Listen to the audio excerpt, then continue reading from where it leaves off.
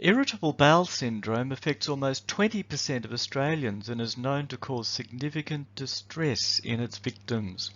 And these distressing symptoms include abdominal pain, bloating, diarrhoea and constipation.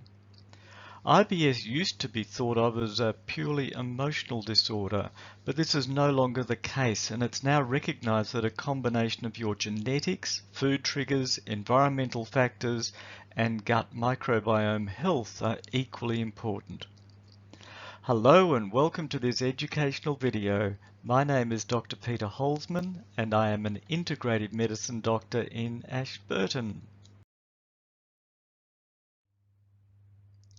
Do you have any of these symptoms? Feeling pregnant, tummy that's flat in the mornings and then gets bigger and bigger, heartburn, indigestion, weight gain, feeling exhausted and not being able to think clearly. Imagine what life would be like if you experienced extreme bloating that lasted all day, sharp abdominal pains, flatulence and diarrhoea for months on end.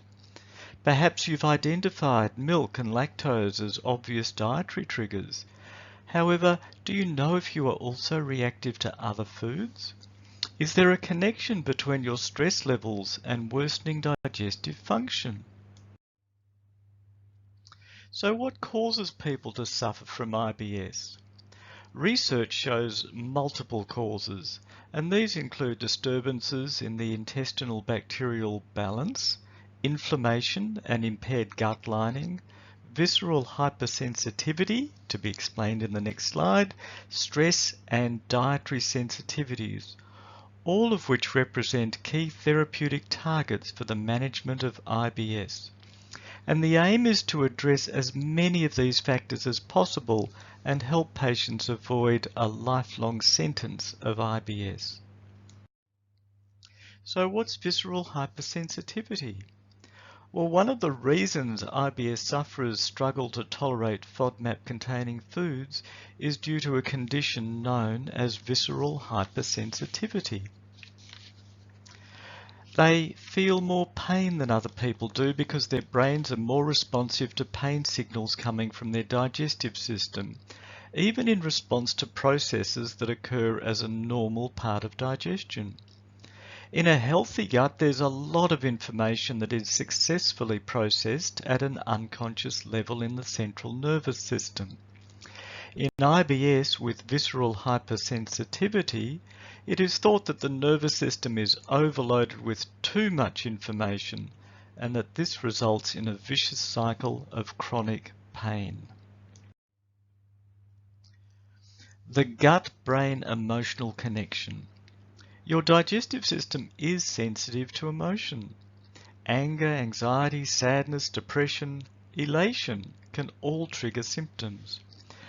There are lots of common English language expressions connecting emotions to your digestive system, and the odds are you'll recognize some of these. Have you ever had a gut-wrenching experience? Do certain situations make you feel nauseous? Have you ever felt butterflies in your stomach? Stress can make the existing pain seem worse, and multiple studies have found that psychologically based approaches lead to greater improvement in digestive symptoms compared with only conventional medical treatment. A low FODMAP diet is commonly used to help sort out and eliminate food triggers of IBS symptoms such as bloating, pain, gas, wind, diarrhoea, and constipation. So the key word here is fermentable. And this diet eliminates fermentable oligosaccharides, disaccharides, monosaccharides and polyol-containing foods that are poorly absorbed in the small intestine, leading to fermentation. So what are these FODMAPs? Well, they're poorly absorbed small carbohydrates or sugars that are fermented by bacteria in your gut. And the result is a buildup of uncomfortable gas, bloating and fluid retention. Well, there are 5 different types of fermentable carbohydrates or sugars, and they include fructose, fructans, galactans, lactose and polyols.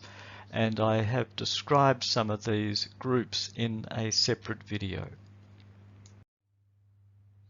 Getting to the guts of it, let's summarize the two main steps.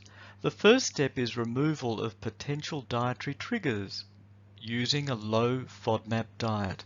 And the second step is introducing herbs and nutrients to repair gastrointestinal inflammation and rebalance microbiota, as in bacterial disturbances. For example, glutamine, vitamin D, anti-inflammatory herbs, and probiotics are included in most integrative medical protocols.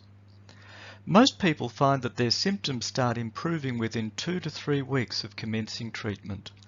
After 6 to 8 weeks of being on the low FODMAP diet, each of the FODMAP groups are reintroduced individually to work out the specifics of what can be tolerated.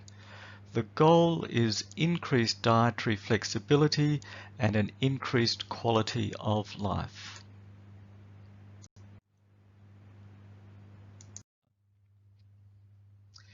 Treating digestive problems has been a large part of my practice for many years. The best time to act is now, so that you can feel better and stop suffering from unpleasant symptoms such as bloating, wind, gas, constipation and diarrhoea. Thank you for watching this educational video. My name is Dr. Peter Holzman and I am an integrative medical doctor in Ashburton. You are welcome to leave any questions, comments or suggestions below. Thank you again.